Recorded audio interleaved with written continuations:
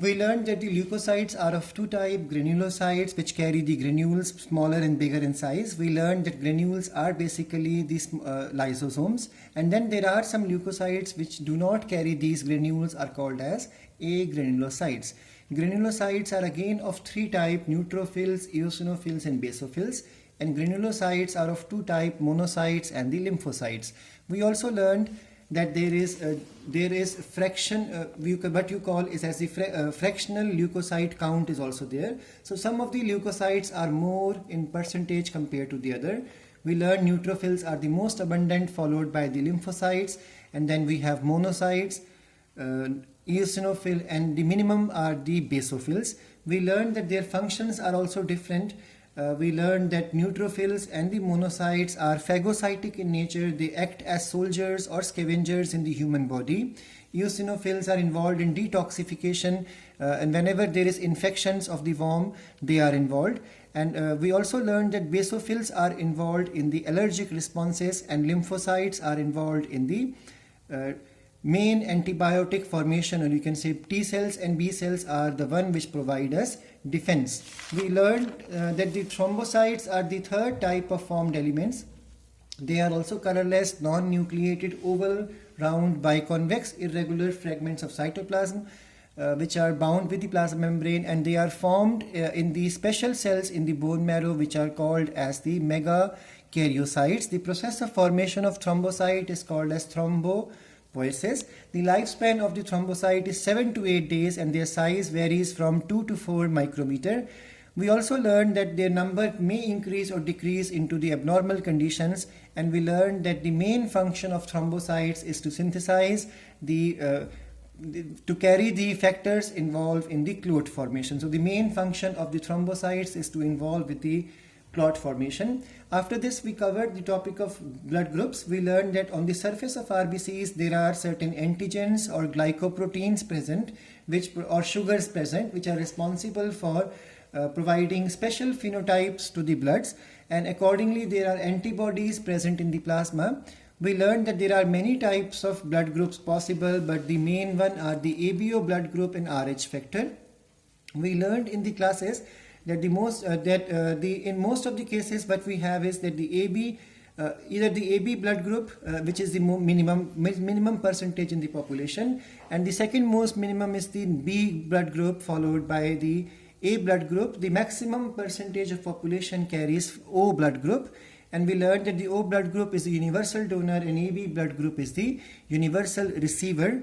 We learned that this discovery regarding the blood groups was done by the German scientist Landsteiner. He discovered A, B and O blood groups and is considered as the father of blood groups, and his two students De Castilla and Stini, they discovered the AB blood group. The rule which we learned in this concept was that donor's antigen should never match with the receiver's or recipient's antibody. We learned that this blood group is controlled by the gene I, and this gene is present on the chromosome number 9. There are 3 alleles of this gene, IA, IB and the small I.